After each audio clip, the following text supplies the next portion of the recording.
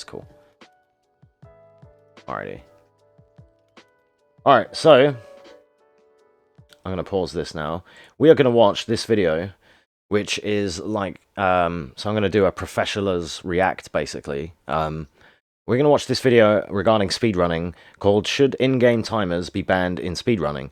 Now, this is kind of important to me in a sense because I run different games which use different timing methods. Some use in-game time, some use real-time attack, which is RTA, and some are load removal. So it depends on the platform and the game and how the moderators decide on the rule set. But this is a video which I think kind of can explain. Again, this is by Abysssoft, who we watched the Pokemon speedrun explained the other day. I think this guy's just really good at explaining everything in a way that even I can't, kind of more eloquently. But this will break down with visual examples and game examples about the differences of the timing methods and why some are better than others depending on what you're playing. Ever watched a speedrun? You're likely familiar with seeing a timer present on screen that shows how fast the runner is completing a particular game. This is known as real-time attack, or RTA for short, as opposed to using an in-game timer, which is known as IGT. IGT timers aren't common for speedruns because of problems they typically have, such as flaws with the timer's accuracy, the conditions for when it's designed, Broke Crisis Core, nice, and performance issues with how it runs, which can... Yeah, you might like this. So this is, I think you're just getting here. Welcome on in, by the way. Hope you're having a good one. Sorry to hear that you broke FF7, but I think you mean it in a good way. Hopefully not like we broke the chatbot the other day. This is kind of important to you too, because this is about in-game timers and RTA and things, and the differences. They don't mention RE5, luckily, but you know, it's one of those topics, right? So I feel like it's good that you're here now. Motherfucker. Yo, what up, Simon? Welcome on in, dude. Welcome. So yeah, this is Should In-Game Timers Be Banned in Speedrunning? Glitches, We're just getting started. Even the hardware itself. Today we'll be exploring some of the communities that primarily use IGT as a timing method to get an understanding of why it's used over RTA, as well as looking at cases where games have switched to alternative methods of timing and the problems that arise from doing so. But before we look at keeping competitive integrity intact, let's talk about how this video's sponsor, NordVPN, can help protect your data. Oh yeah, you can do that. You can do that with tutorials, Zach. NordVPN is a service that protects I saw Wolf DNC do that as well. your data and hiding If you know the OG game, you can still do all the stuff that you know, dude. But that's Like not you'll still all. be, you'll smash it. Recently, I started watching Full Metal Alchemist and was disappointed when I saw that it was no longer available in my country. Yeah, I hope you're enjoying it at least. Did you see what I mean? It's definitely better. All I had to do. No, we're not. In a country where the series while start using Nord code at the game we'll be looking at, and with that, let's get into the video. Here you go.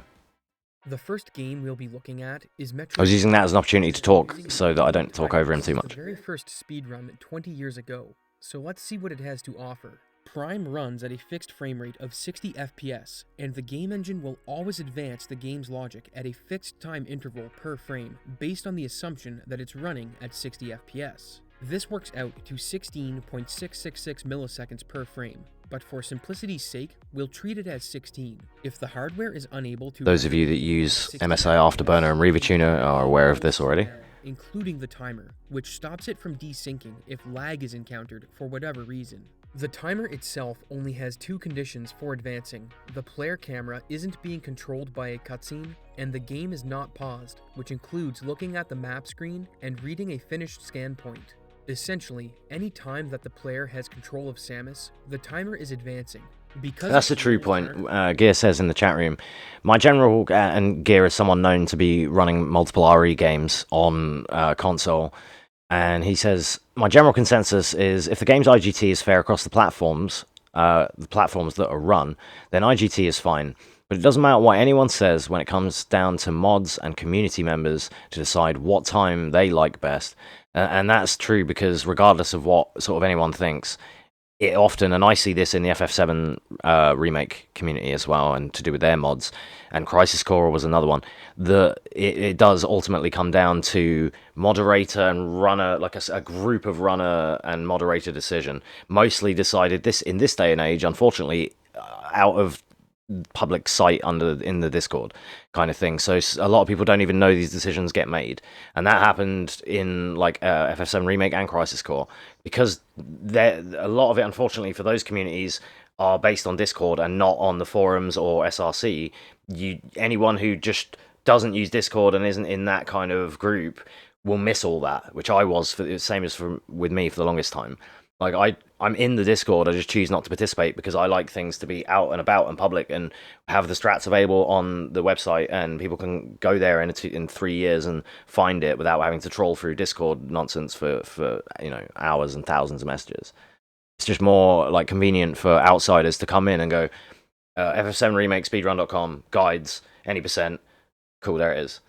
Strategy video, strategy, cool, there it is, rather than having to troll through Discord. But that's just my opinion. Look at RE5. Every time RTA or LRT was put up to vote, the highest outcome towards that we ever had was 15% to 85% in favor of IGT. So we have to keep IGT for console, New Game Plus, because that's what is preferable. And that's, like you say, it comes, not only does it come down to the game. This is one thing that it's interesting that you're here, because I know we can both like talk about this because we both run RE and things like that, and they vary on platforms. So yeah, coming from RE2 remake on console, that was all IGT, just in-game timer. You pause, whatever it says up there is your timer, wherever it says at the end of the game is your time. But as we'll get onto in the video, and as I can attest, there are some discrepancies with that, with things like RE3 remake, which in the black screens you lose time in between cutscenes and in between loads and things, which is where things like the load remover tools can help you, and they can make the run fairer and the timing methods fairer, and make it fair across the board for people with different hardware, because then you get into the issue of hardware with RTA runs that if you have an SSD, you're going to automatically win. If you have a PS5, you're going to automatically win, because PS4 with an SSD can never catch a PS5. So it's just like that SSD and the M.2 in a PS5 loads so fast. FF7 remake, for example, just bam, bam, bam, bam, bam, bam, and it's like an hour ahead of anything else. They even had to make it its own board because it was just too fast. Overly complicated, there aren't any known exploits or glitches that will affect the accuracy. Nah, you're good, man. You're good. I'll get you. It's fine. If a frame passes, I tried to decipher as much as I can. IGT is increased by 16 milliseconds, which means from the time you start to the time the cutscene of the Metroid Prime dying plays, the timer is tracking you frame by frame, with one exception. When the game transitions between cutscenes, the player has control of Samus for 1 frame, which means the timer counts this towards your final time. Across the entire run, a total of 3 extra frames are added to your count because of this, which isn't significant when you consider that the world record has 240,600 frames. There have been arguments made to convert Metroid Prime to an RTA method, but one of the barriers to this is that an RTA timer would be running during the cutscenes, so by default, records would be slower. The bottom line with Metroid Prime is that the in-game timer is accurate and only counts the frames that you're controlling Samus, which gives it built-in advantages over an RTA timer that would make runs objectively slower. Current high-level runs also aren't optimized enough to where milliseconds need to be counted, but what about a game that has a built-in timer that's exploitable? If you're a longtime viewer of the channel, you're likely familiar with Mario Kart 64 and some of its more prolific shortcuts. But one thing we've never looked at is the timer, because it has some very interesting quirks. Unlike the Metroid Prime timer, which is almost the gold standard for IGT, the MK64 I love the music he's chosen for this video. Something known as rounding error. All this means is that under certain circumstances, the timer will round incorrectly, and coincidentally, it rounds down instead of up, meaning that faster laps can be achieved by exploiting the rounding error. How the error occurs is tied to the frame rate and how the developers store data when coding the game. It's quite technical, and if you want an in-depth explanation, check out this post by Abney. For now, let's look at how it can be exploited. The rounding error... Before he explains about that, I'm going to tell you about a rounding error that I know of, which would be relevant to some of you guys and for me because of a game that I run, which is Hitman. In Hitman 3...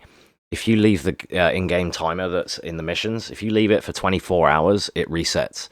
So if you sat at the end of a mission for 24 hours and it says something, and I've seen this used, 24 hours and 47 seconds, and then you clear the mission, it says you finished the mission in 47 seconds. Rapid's seen it. Yeah, like, you've probably seen it from the Atriarch video, right, from his challenge, but he won the creativity award, and like that was like big brain, like letting it run for 23. Just left him sat on a bench reading a newspaper for 24 hours, and then just ended the mission at 47 seconds, or 24 hours 47 seconds. It reads the mission timer. The final time is 47 seconds, which is obviously impossible. So like that's a good example of rounding. Occurs at a very small decimal It place. still was, yeah. The timer doesn't run into any issues until it reaches 2:08, so a lot of laps are safe from any form of rounding error, except for long laps like Rainbow Road and the setup for some shortcut fast laps. The current Rainbow Road fast lap record is 1:56.15, and since fast laps are driven on the second lap, players can encounter the rounding error if they waited until 2:08 and would save about 0.06, but no one is doing this currently. For long laps, this doesn't affect much since the level of optimization isn't near the limit, but for shortcut laps where glitches are used to set very low times, the rounding error can make a big difference. Let's look at Donkey Kong Jungle Parkway for an example. This task by Forest64 on DKJP shows a lap time of 2:89, which would be a 2:90 if he hadn't waited on the first lap for the rounding error to come into play. Again, this doesn't save any frames. It was something stupid, yeah. That was a good one. The rounding error does accumulate the longer you wait, and it's actually possible to get a lap time of 0 seconds. There we go. For this reason, it's currently just like what we said with Hitman. For longer periods of time before executing a lap to stop players from shaving entire seconds off of a time.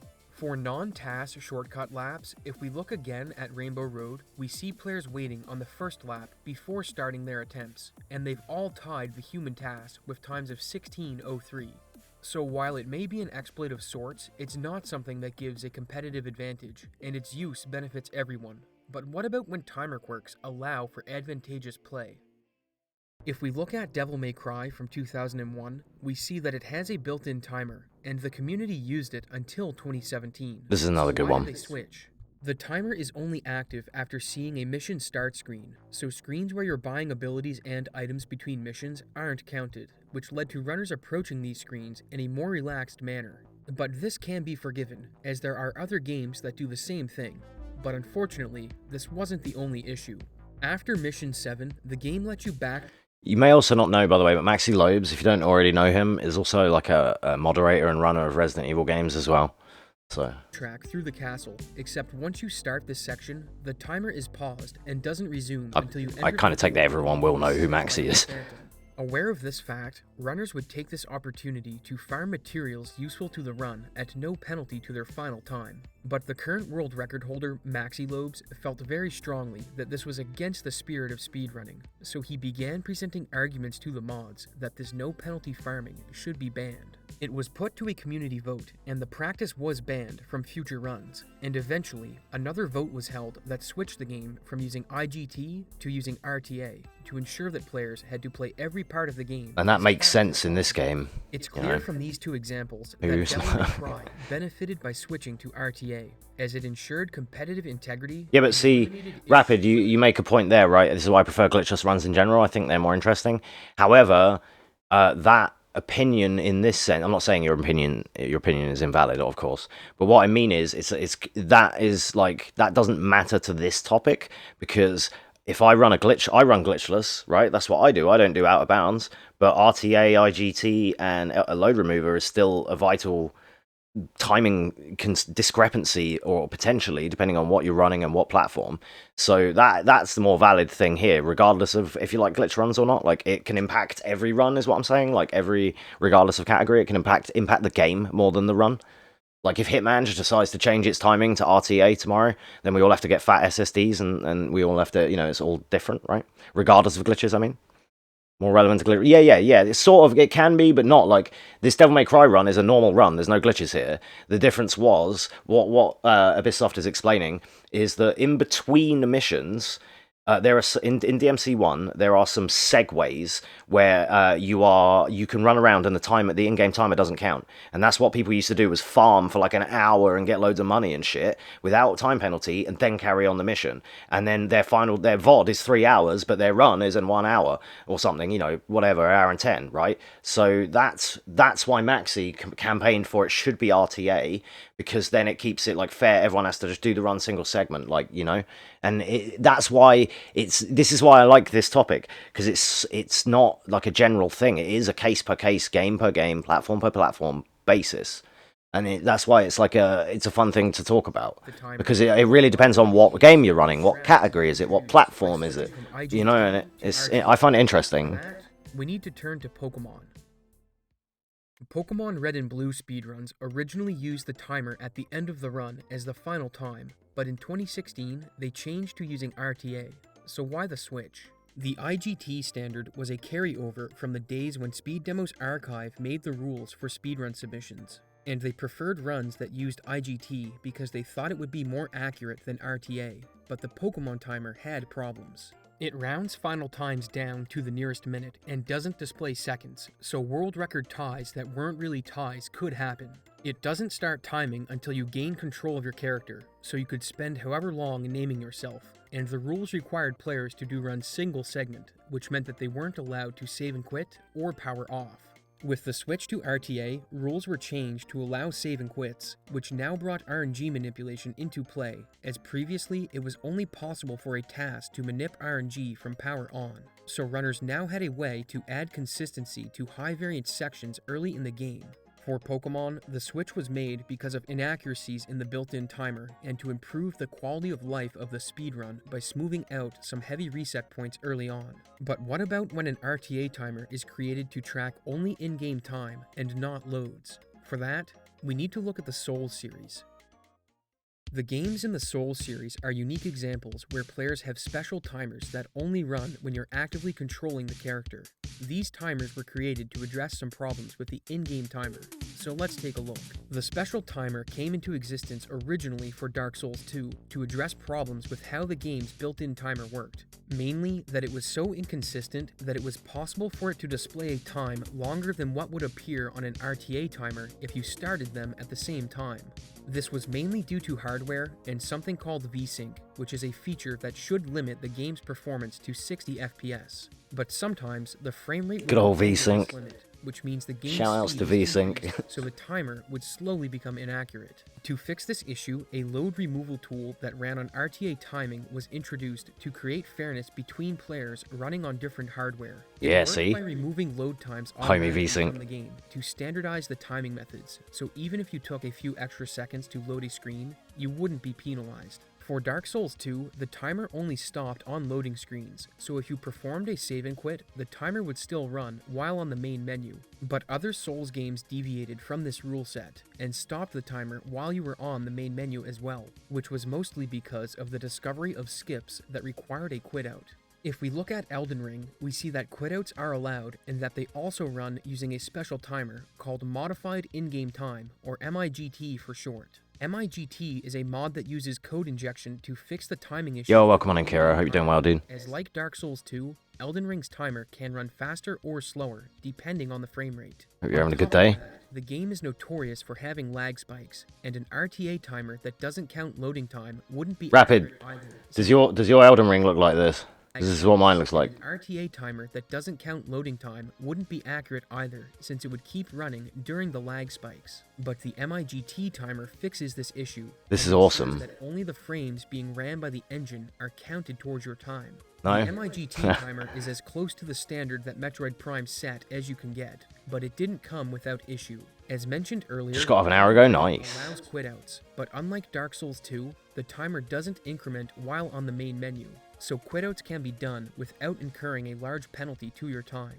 This allowed for situations where you can potentially string together quitouts to get through dangerous parts of the game safely without taking a massive time loss. But this concern isn't a large one within the community for a few reasons. First, if you're saving and quitting, you're losing a small amount of time performing the menu, so you will be slower than someone that runs through the crowded area without getting hit. So while it may be easier to quit out in heavy traffic areas, it's not faster. Second, save and quits are integral to wrong warp glitches, so removing them from the run would effectively kill the any % category as it stands. Nah, it doesn't lag that bad. In just under 7 minutes. But Even with the crackhead mods, it was still like... it It was 35 FPS with the crackhead mods. timer is no Like, it's wildly it is okay without it. But FPS Hill or Storm Hill, whatever you call it, I call it FPS Hill.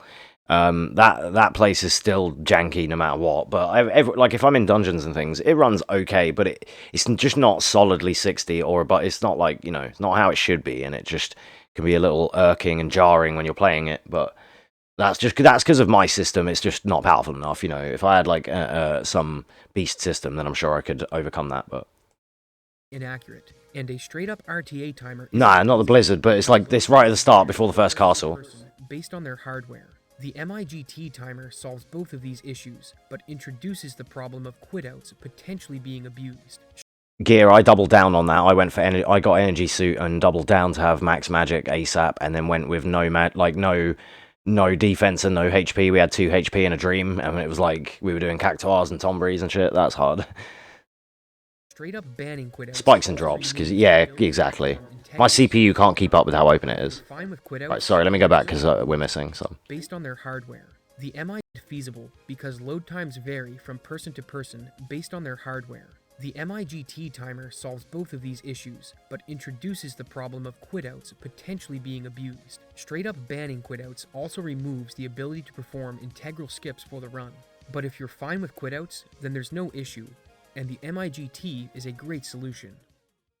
The use of IGT and special timers comes on a case-by-case basis. The thing with that, the MIGT will, even if your game lags, what that does to simplify that is it only counts the frames that are shown, so you don't lose time during your system lagging. So if your Elden Ring ran like the one he showed, like how laggy that was, the timer you wouldn't lose hella time from it. That's what the MIGT does, because it fixes those discrepancies. It sounds like a really awesome thing, to be fair. So that even if your Elden Ring was on my toaster, it would still kind of I'd be able to do the run, and I wouldn't lose too much time for it, even if it ran like shit. With Metroid Prime, it makes sense to use the in-game timer due to its accuracy and design to pause during cutscenes. But with a game like Pokemon, the switch was necessary due to how bad the timer actually was. The only gray area that really exists is when it comes to load removers. Some people will see the use of multiple quitouts in Elden Ring as an exploit, or going against the spirit of the rules, and I think that's a valid argument. But there are valid reasons for using them as well, such as the quality of life improvements they offer and the elimination of hardware differences. So to answer the question, should in-game time be banned in speedrunning, the answer is it depends, as sometimes the in-game timer is perfectly fine and has advantages over RTA. But in cases where it's obviously broken, changes need to be made so that fairness is maintained across competition. Let's also not forget that one of the oldest speedrunning communities in existence operates exclusively with IGT, and have developed a system that has kept competition going to this day. If they ran on RTA timing, the prestige of an untied world record just wouldn't be the same, so RTA precision isn't always the best for competition. Ultimately, it will come down to what best serves the community, and if you disagree with any of the examples covered today, I'd love to hear about it down below. Kind of what Gear said right at the start. Consider supporting me on It comes down to the community, originally, and ultimately it comes down to the community and the mods. And I hope to see. Because the other issue you can have is that you don't want, it's no good people who don't run the game having a vote on how the game should be ran, really, because they don't run the game. That's why it's only asked within the community that it involves, to be fair. You in the next video, which I'm sure you'll find smashing. This is from like 8 months ago as well. But yeah, this was another speedrunning video by Abysssoft. I will once again put this, I don't know if I did that with the Pokemon one, but I'll put this in the chat in case you want to watch it. You guys want to watch it again at your own leisure, then more than welcome. Here you go. But yeah, so that was what I wanted to just talk about, because it's an interesting topic. That I saw this, I was watching some of his videos, and then I saw this one, and I thought, that is something that's super relevant, because I use all of these. And as me and Rapid were talking about, depending on what you run and what platform you're on and things like that, it's super relevant, depending on the game. And it can change the different timing methods can change how the game's ran, and it can change the outcomes of like round out glitches and things like that. And for example, things like Resident Evil 2 Remake, again a game that I've got a lot of experience running on console. If you ran that in RTA, on a base PS4, I would have like been even more shafted than I already was because of the frame rate and everything else. But because it's IGT, it runs it like if during cutscenes it pauses, and you know it pauses when it should, and it kind of reflects the same for everyone across the board, so it keeps that fair. Whereas on PC for that game, things like load removal is more fair because of the discrepancies with hardware, hard drives, SSDs, things like that, and that kind of negates that. Snake! Snake! So yeah, IGT should not be banned. Exactly. So yeah, that was should in-game timers be banned in speedrunning? A video by Ubisoft. Instances where it really sucks. So when I ran FF7 Remake base version on PS4 on a hard drive, the load times take forever. There's one particular on chapter 14 when you're supposed to ride a chocobo to War Market, and then when you get to War Market you can just run around and go to Corneo's, and that load time now on my SSD on PC, which isn't as good as the PS5 SSD, that load time is like 9 seconds. 14 if my system is too hot. Whereas on base PS4, that was a minute and a half to maybe 2 minutes. And I'm not even exaggerating. Some of the loads were ridiculous in vanilla. Like, that's why my run that is like, I think the best I got on that, on an SSD, was 5.5 hours. Once I derusted and everything, I shaved an hour off of that on PC because of load removal. So 531 on PlayStation, 431 on PC. Same run, like maybe slightly better strats, better execution, faster frame rate, so I was able to do things a bit smoother. But yeah, and because of the button nerfs with Intergrade, so there are some differences there. But it's still, even if it was a vanilla version, it would just load so much snappier. Load remover is involved, so even if you're on a hard drive, it doesn't even matter. You know, it's just different. And like I said, that's why now next gen console has its own tab compared to original console. Like, I can probably show that.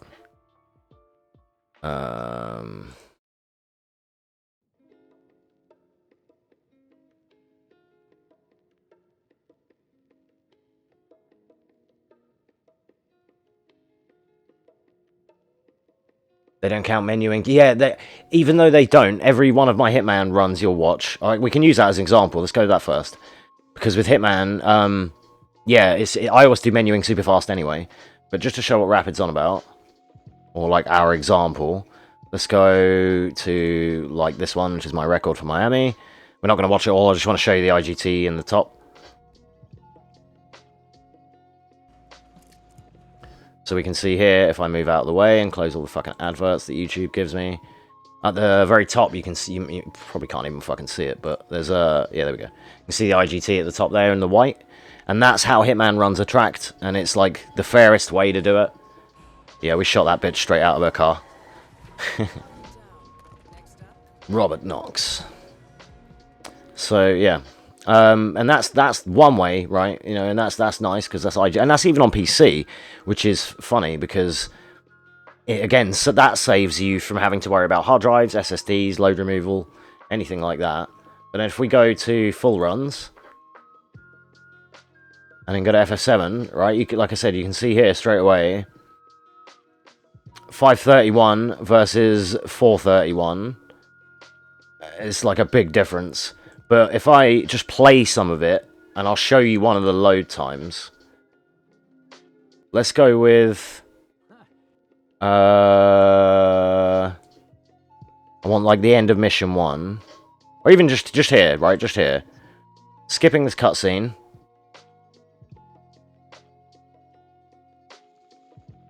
This is just a normal cutscene, right? There we go, we just skipped that.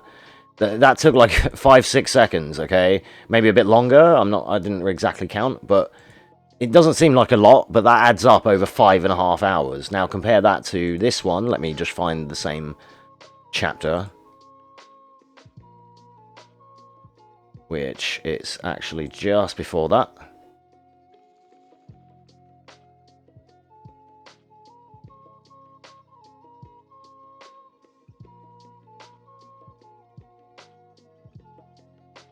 Sorry, bear with. Okay, this is the cutscene. Same one. And we're moving again. And that's just on my whack system. And I think when I recorded this run, I don't even know if my SSD was recording full speeds at that time. So, and that's like a tiny example. Your experience may vary. And if we, I don't know if there's a good one to look at, but if you see that on PS5, it's like 1 second, dude. And PS5 is ridiculously fast.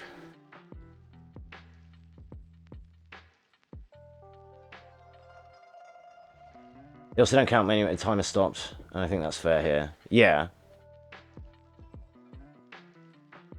Yeah, it just really depends on, like, the run.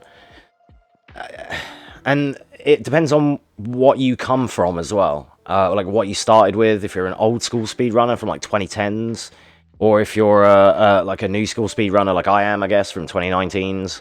Because, you know, now I'm used to using used to using load removal, auto splitter, controller overlay, you know, all that shit. Whereas before, it was just console, IGT, and it was kind of, it was simple and free, you know, in a way. The classic speedrunning was a bit more chill.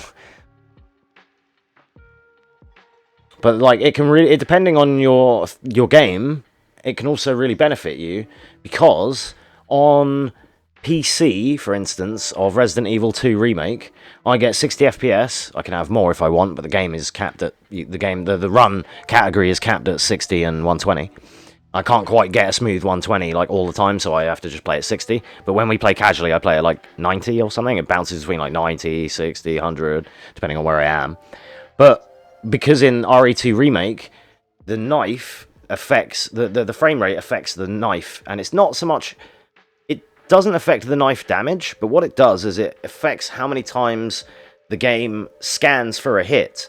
And instead of like hitting once like it does at 30 FPS, at 120 it basically hits 3 times. So it's, you can hear this as well if you listen to, or if you like check the clips between one of my knife fights on Birkin on PlayStation and like a world record like 7RAD on PC 120. When they slice it, you can hear that. It's like triple slicing. The higher frame rate, in turn, because of it scanning for more hits and doing more hits, does eventually allude to more damage. It's like, it's a roundabout way of, yeah, it does do more damage, basically, but there's a way of how it calculates that. And because of the course of it hitting so many more times, that's why enemies get deleted on a higher frame rate. So on a base PlayStation, I was always behind, because I was limited, where's the new game? 56 was my best on console, whereas on PC I did the same run with pretty much the same strats and got a 54. Just saving 2 minutes just by frame rate, by pickup speed, because 60 FPS, the pickups are faster, the menuing's faster, load removal was there, auto splits, so it's like the most accurate it can be, because it reads off the internal RAM of the game and the game memory values. So, yeah, as Rapid said, it's really game dependent, really is. Varying examples, just using my runs here. Crisis Core, PC, LRT, load remover, console, RTA. So, and Rogue Warrior was run on console, RTA, melee only, that one is the one I did, and the any percent is my old melee only, yeah. But, again, they're all RTA. I think on PC they might run it differently, I don't actually know, because I don't run that one. No skill in cutscenes and load screens, so I think those should be cut out when possible. The only thing, I agree with you in terms of the timer. I don't agree with you in terms of the run. Like, they should not be edited out. They should be cut out of the timer. Like, removed, yes. Like, load remover, that I agree. But I think that's what you meant. So that's fine. But just to clarify, like, I don't agree with it being spliced out just to save the viewer, because then that could be cheated. And I don't agree with that. So, yeah, timer, yeah, I get you. Again, though, like, you made the valid point yourself. It depends on the platform and the game. And as Gear pointed out right at the start of this segment, it's also down to the community that run these games